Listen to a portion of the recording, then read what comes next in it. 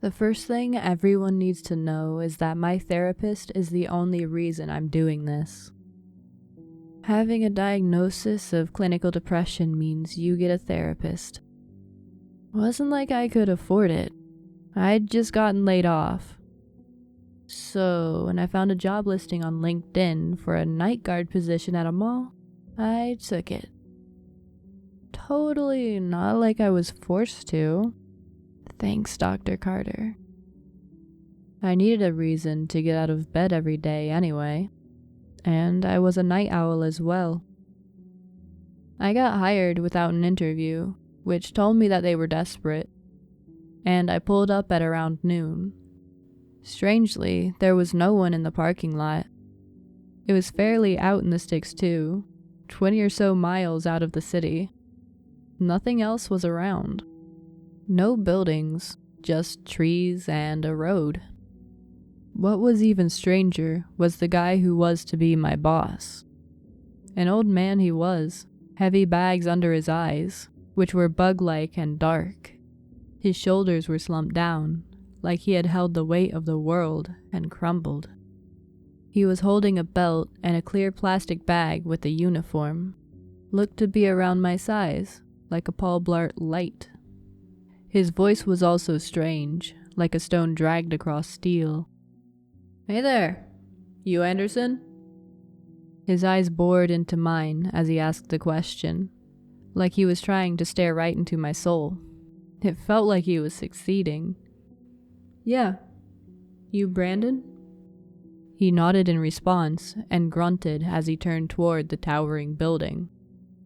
Now that I was really looking at the mall itself, it looked strange, like a mix of different architectural styles. I recognized a few of them. Gothic, a few Athenian pillars were arranged out front. The fourth floor was a weird Roman style. There was a kind of Persian dome on top. I assumed from the look of it, it was made of stained glass. Brandon groped for a ring of keys on his belt, arthritic fingers bulging slightly, and unlocked the front door. Why was the main door of a mall locked at noon on a Tuesday? "So, are there any other guards here?"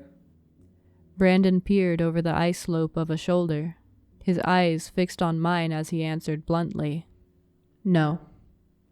That was somehow not as strange as I thought it would be. "Why not?" He pushed the door open and held it for me, before bustling ahead like a stick bug. "Only need one." I don't mind the short answers. I wasn't in the mood to talk much anyway. I keep masking, something Dr. Carter told me to stop doing. The guard office was on the second floor. It was a small room.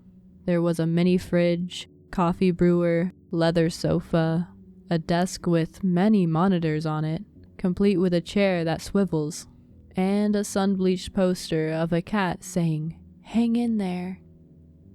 Brandon tossed the uniform at me, along with a belt and keyring. "Stay here till I get back. Until then, do not turn on the monitors. Just change into the uniform." I raised my eyebrow at him, and he shrugged me off, walking out of the office. After checking the room for cameras all around the room, to the point of sticking my fingers in the slits of the vent in the room, I changed as quickly as possible. I still felt like something was right behind me, watching me. The uniform didn't have a radio, and there wasn't any kind of pepper spray, but there was a small cross embroidered on the inside of the collar. I pulled my wallet, phone, and a small baggie of pills from my pockets. Downside of it not being socially acceptable to have a purse, and too lazy to deal with a bag anyway. I usually kept my antidepressants in a baggie, felt a bit rebellious to keep it in a way that felt nefarious. One of the few things that wasn't drowned in the sea of depression. Right as I popped a pill, Brandon came back in, carrying another keyring. He stared as the bag disappeared into my pocket. "Those illicit?" His voice sounded both apprehensive and slightly hopeful. "Nope." Antidepressants. He grunted again before tossing me the key ring he had. I looked down at it. There were tags attached to the keys. B4, B5, B6, all the way till B9, and a couple that said maintenance, bathrooms, and emergency. The emergency tag was bright red with yellow lettering. The key ring I just gave you has keys to the elevator, employee bathrooms, and the 5 maintenance rooms across the building. All the maintenance rooms have breaker boxes that control the section's lights and appliances, as well as valves to the fire sprinkler system and the ventilation system. All the systems are closed off in case of failure. The emergency key goes into the lock at the end of the hallway on the 9th subfloor.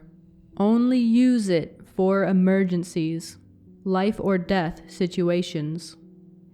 The keyring I gave you at the entrance of the building has keys to all the other doors around the building.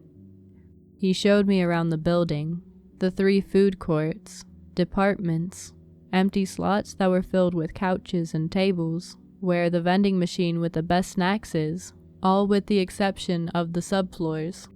Gave him the heebie-jeebies, he said. Strange coming from such a gruff man. When we were walking through the food court, there was a sudden screeching coming from the sandwich place. It was sharp and piercing, like the wail of a woman pitched upward until it was a continuous needle in my ears. There were crashes and additional screams coming from the kitchen behind it. When it stopped, I realized that Brandon was walking toward me from the little place. There was peanut butter on his sleeve. On our way out, he showed me one of the maintenance rooms. Remember, in case something happens, or in case something fails, you'll have 4 other sectors where there's power and running water. Sometimes things make their way into the air vents, and you'll have to clear them. So, you'll just hit these 2 buttons here, and twist this knob. He showed me how to clear the vents. When he did it, there was a thunderous thumping coming from the inside, which slowly got quieter. He also showed me how to read the gauges to tell how close the breakers were from failing. There are some things you'll want to see, so keep the lights on. But there are also things you might not want to see. In that case, turn as many lights off as you can. In the event the breaker in the section you're in flips and the lights go out, be careful. The things that you don't want to see won't get at you. But the things you'd want to see, those can and will. I did not like that warning. He was an old man, so it was possible that he was just being senile. But the fact that he appeared completely serious and present in the moment unnerved me. On the way to the elevator that went to the subfloors, there was a faint pattering. All of a sudden, Brandon covered my eyes with his swollen fingers, reaching for a nearby switch that plunged us into absolute darkness. What the hell? I started out, before it was bit off by Brandon clamping his hand tighter over my mouth. His raspy voice found its whispering way to my ear. Don't move. Don't acknowledge. The moment those words left his lips, I felt something behind me. I could hear the meaty slap of bare flesh against the smooth concrete. I felt a warm breath on my neck. But as I made my way to turn, I felt Brandon's grip on my arms tighten. Relenting, I stayed in place for what felt like an agonizingly long time. When we heard the scuttling fade away, the light snapped back on, blinding me. When you hear something like that running at you, you turn off the light if you can. If you can't, cover your eyes, curl up, and don't move. Understand? I reluctantly nodded, letting the questions and accusations die in my dry throat. We walked from the hallway to the front door, the elevator forgotten. See you Thursday, right? That's when my first shift is? He stared at me. Yep. It'll be kind of an evaluation. When your shift is over, I'll come in to check it out. And if you pass, you'll start seeing more shifts. Lucky for you, since you're the only other employee, you'll be getting around $50 an hour. And with 7 p.m. to 4 a.m. shifts every day for the work week, you'll be raking in the money. He smiled at me, showing tea-stained teeth. If I didn't know him any better, I'd say he was a Brit. As I was leaving, he called out. When I turned, he adopted the air of a grave man, somehow more grave than he was in the maintenance room. And boy, when you get here Thursday, check the underside of the desk. There will be something there that will be useful to you. With that, I hopped into my car and planned to get up early tomorrow, even though I knew that I'd only end up getting out of bed at noon, contemplating everything that happened today. Damn it, I thought as I drove away. Dr. Carter isn't going to like this. The end. Hey, you've made it to the end. Welcome back. Or if this is your first video of mine, hi, I'm Vox. This is the part of the video where I say stuff and perhaps even things. This story is part 1 of an ongoing series. I'll be covering more parts as they come out and put them onto a playlist here on YouTube. I hope you're as curious as I am to see where this story is going. Personally, I can imagine Anderson becoming friends with some of the creatures in the mall. Maybe they'll even protect them from some of the other dangerous things in there.